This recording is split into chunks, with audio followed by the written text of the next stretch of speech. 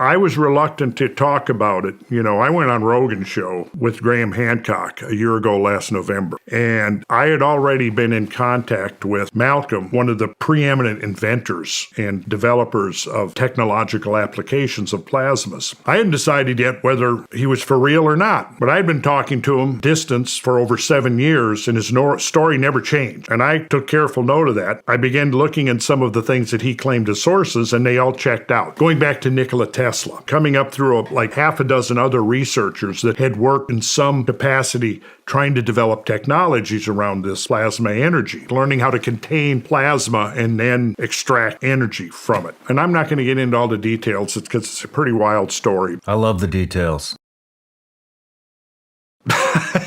I know, but I'm like, okay, so I go on Rogan with Graham Hancock, and Graham invited me to go on with him. We'd been on there before. Graham was researching his book. I'd been out in the field with him at least a couple of times, showing him evidence in the landscape for these tremendous catastrophic events. Before we go in, he says, on this one, let's not get into talking about ancient technology. Because, Graham has been attacked left and right by the mainstream guys, the archaeological establishment. Okay, if you don't want to, I'm fine. Well, then the issue came up of the ancient builders and how they moved 200-ton stones. So Joe is like, did they have some technological means? If you go back and watch that November show, they kind of like both look at me. Well, wait a minute now. I just said I was not going to talk about that, right? But I was evasive. But Joe, I'm trying to not talk about it. Joe, no, whoa, come on, what do you. So I mentioned that I'd been talking to this inventor for about 7 years. He's been developing these technologies using plasma, and it's frequency-based. I mentioned that he was on an island where he'd gone because there had actually been a couple of attempts on his life. He was an oil prospector, and he discovered oil in Tasmania. One of the big oil companies was trying to wrest the license away from him, so they did a whole smear job against him, started paying off journalists, Tasmanian government officials and stuff, trying to portray him as a grifter and all this to scare away investors, because this company had overstated their reserves by about 30%, and they were going to get in some major trouble. And they did get in major trouble. In 2003, the entire board of this company resigned. I've double-checked that. So I kind of outed the guy inadvertently because he had told me that because of what the history of these kind of alternative energies not making it out, he decided he was going to use a different strategy. He was going to open source everything. And he asked me, when he first called me, he said, I've been working on this plasma energy and it's based on frequencies. These frequencies are connected to these ancient sacred numbers. He said,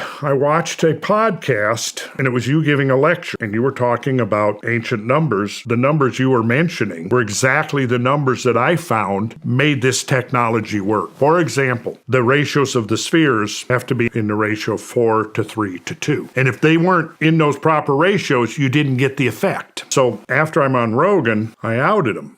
He was off traveling somewhere, and he got so freaked out, he never went back to his laboratory. So this would have been November. I also mentioned the car manufacturer Mazda, who had expressed interest in the technology. Now, I don't think they've gone forward with it. At the time, I didn't realize. I thought he'd given me the green light. Turns out, and his small group of potential investors had signed a non-disclosure agreement with Mazda. And here I am on Joe Rogan, shooting my big mouth off, innocently blabbing away. The next day, within a day or two, I get a call from Roland Perry. And I get a call from this guy, and he's telling me, well, you just outed Malcom, but it's going to be okay because within a few days, their stock went up. I had scheduled to go down to do an interview with Tucker Carlson. So Joe asked me to come back on to talk about the technology. We agreed that I would come back in February. So I went back on Joe's show. Malcom, the inventor, was here in America, and he came up to Atlanta to tutor me in the technology. So we put together a big slideshow, over 200 slides, and then he gave a series of lectures.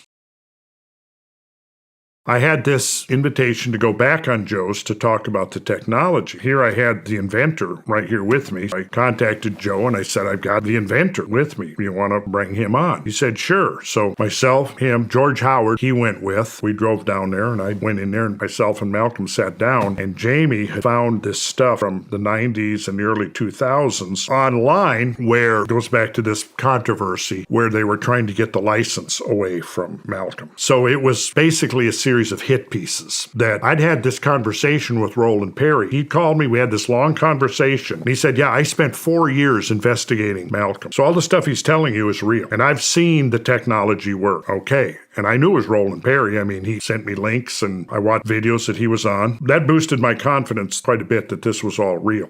And this paperwork Jamie puts on. So Joe was looking at this stuff when we just walk in. Now, he knows nothing about any of this except what he's seeing is that, trying to portray Malcolm as a religious nut and a bunch of other weird stuff. And I talked about it with Roland Perry, and he said, yeah, this was all part of this smear campaign, just like they've done with Graham Hancock. The key here is this. Even if all that was true, which it isn't, but even if it was, the technology works. His invention works. So we went on the show, and Joe saw this stuff and thought, okay, who is this guy that Randal's brought in here? He's a grifter. So it got contentious. And if it ever airs, you'll see me constantly trying to steer the conversation. I've got the slideshow open there. I'm saying, come on, guys, let's look at the science here. But they were going at each other. And when it was over, we go out, and Joe calls me aside and says, hey, be okay with you if I sat on this for a while I figure out? And I said, it was like, yeah, sit on as long as you want. And so it never has aired.